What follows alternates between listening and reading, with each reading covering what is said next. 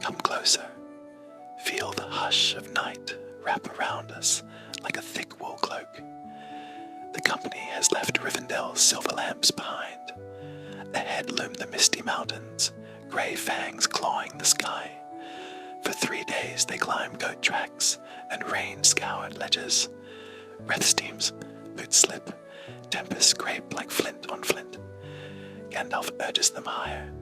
Shelter waits on the far side. Mid-afternoon, clouds clot, turning day to dim twilight. A cold wind herds ragged mist between the crags. Rain begins as icy needles, then sheets. Thorin braces his cloak. Bomber groans about supper, and Bilbo's curls plaster to his brow. Even so, he reminds himself, every storm crossed becomes memory, not monster. Lightning splits the peaks, a blue vein pulsing through stone. Thunder rolls after, deep enough to rattle teeth. In the flare, Bilbo sees shapes on a distant ridge. Giant figures, man-like but mountain-sized, tearing loose slabs of rock and hurling them across the chasm for sport. One boulder strikes a cliff, shattering into a rain of shards that hiss down the slope. The path lurches under their feet. Mud and pebbles sluice away. Fili's lantern sways wildly, throwing dizzy circles of light. Gilly laughs, half terror, half thrill. But the laughter dies when another gigantic stone crashes near enough to shake knees. Gandalf shouts above the wind, "We must find cover, now." A few yards ahead, a crack splits an overhanging wall. The wizard's staff glows pale white, guiding them into the fissure. They squeeze through, soaked cloaks scraping wet stone, and emerge into a slanted corridor that smells of earth and old water. Outside, rain hammers the mountain. Inside, the roar softens to a distant drum. The passage drops into a cavern wide enough for all.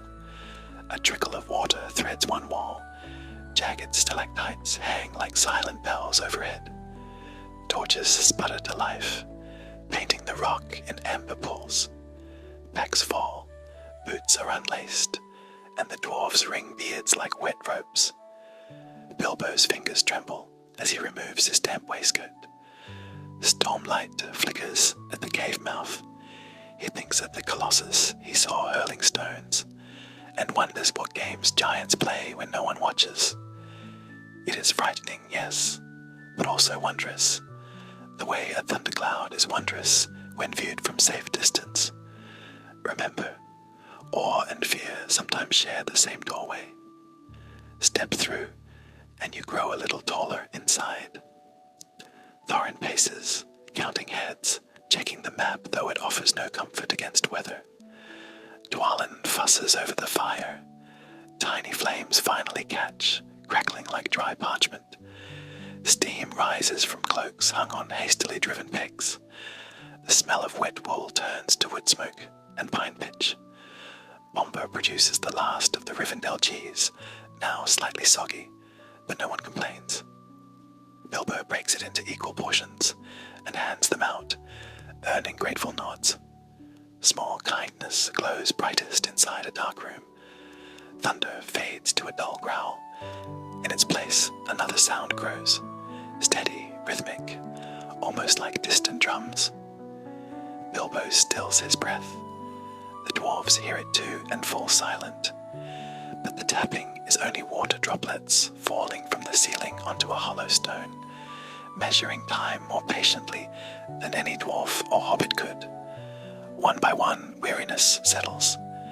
Bedrolls unroll on uneven ground. Cloaks become pillows. Soft snores weave with drip and crackle. Bilbo lies awake longest. Shadows dance on the vaulting rock. They stretch into shapes. Maybe goblin spears, maybe nothing at all. Yet warmth seeps from the embers into his bones, and another thought pushes fear aside. Even a cave born of storm can feel like refuge if shared with companions.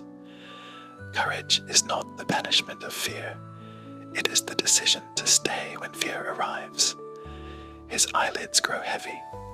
He recalls moonletters flaring in Rivendell, waterfalls singing like silver harps, and for an instant he carries that calm into this stone-walled night. Breathe in, a slow count of 4. Hold. Let the whisper of the flame steady your heart. Breathe out. Let every crack of thunder slip further away. Outside, giants may still fling mountains for sport, but here, deep beneath layers of time, you share the quiet glow of many small lights. Torch, ember, star of courage within. You are brave enough to rest. You are bright enough to guide, and you are never alone in the dark. Sleep well, gentle soul.